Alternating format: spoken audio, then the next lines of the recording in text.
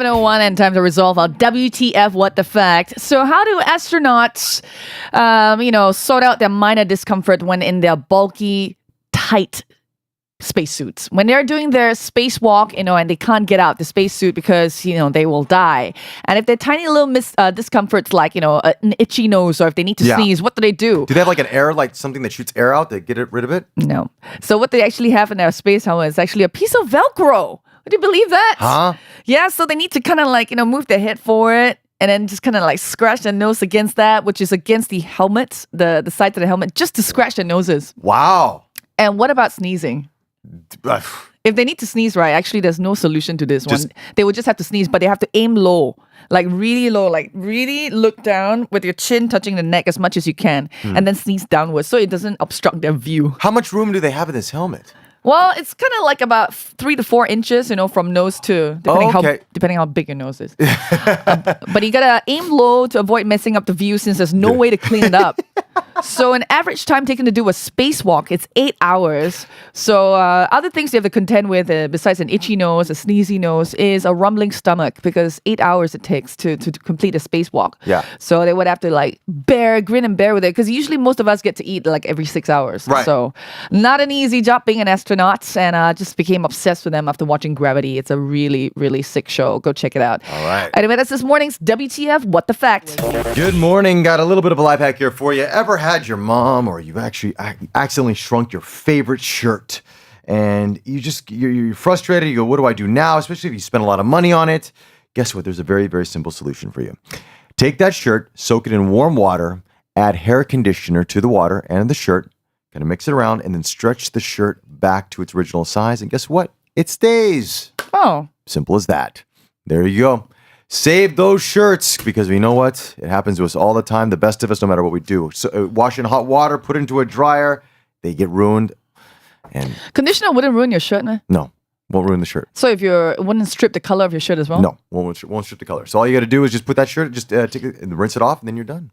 Okay. Simple as that. Okay. All right. All right, if you got any color runs, I blame you on Bobby. Time for some celebrity headlines. Here we go. Big news for 50 Shades of Grey fans out there. Charlie Hunnam, who is casted as Christian Grey, no more. He has dropped out of the film.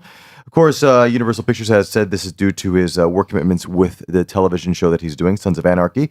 But I don't know, other sources are saying not quite the case, that he just got cold feet, a little bit of the pressure got to him, and of course, if the movie does really well, the kind of fame he'll get, and if it doesn't do well, the kind of fame he'll get as well, So he can't take a chance on his career? Well, probably not, yeah. Essentially, he's just not confident of his acting chops then.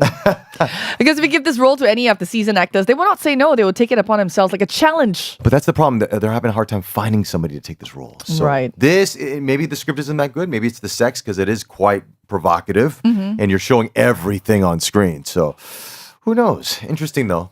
Who will be the next Christian Grey? Yeah. I've always thought he looked like a Neanderthal anyway, so might as well just recast. Anyway, Jay-Z was just in London, and he's going to be performing a gig at the O2 Arena, a pretty big gig there, and he just landed, and he just already caused a whole lot of, what do you call that? Oh my gods.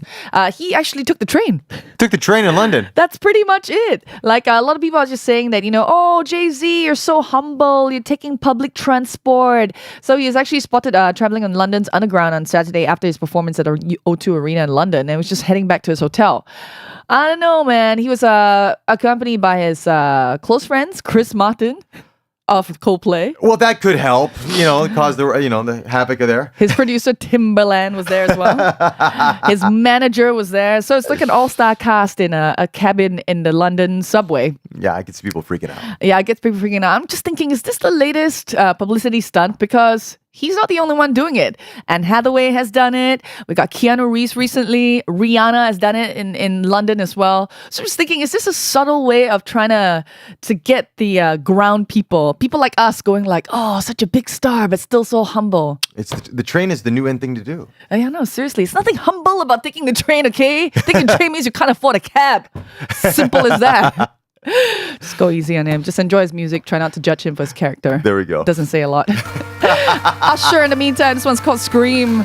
All right, good morning. So today for Makan recommendation, I want to take you to Tra Street. This is right in the heart of the CBD area, Tanjong Pagar. And there's a new joint there. It's a very cool fusion fast food restaurant, 25-seater restaurant. Okay. It's Japanese and Mexican fusion. But you won't taste Mexico in this joint, okay? It's just sushi burritos I'm talking about. Oh, cool. Yeah, so it's pretty cool. It's really fun. It's affordable and an alternative to, the usual sushi bento meals. And it's actually a giant hand-rolled maki served in halves like a burrito.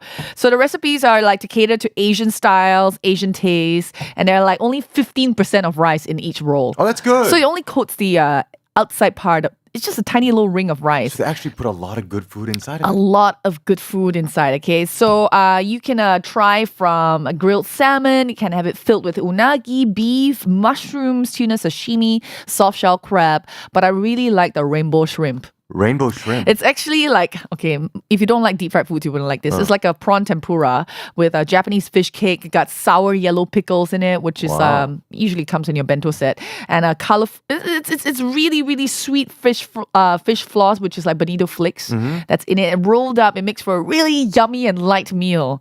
And this only costs you about $10. Dude, how do they roll it? Like rice paper? Is that? Yeah, with rice paper. It looks Okay. like a sushi Yeah. roll, but it's actually a big burrito tube. Wow. And then you slice it into half, and then you get to pack it away, or you get to eat there if you like. That's so ingenious. I know it is. Right. It's a meal on the go, and That's great. And besides these burritos, right, you actually get like side dishes, desserts. Like you get sashimi if you want on the side, like karage.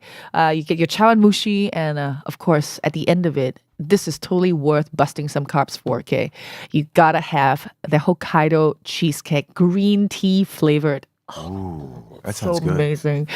The dishes start from $3.50 to about $13.90. So it won't burn a hole in your pocket. So if you want to go check it out, it's at 100 AM Shopping Mall on Tra Street, 01-06.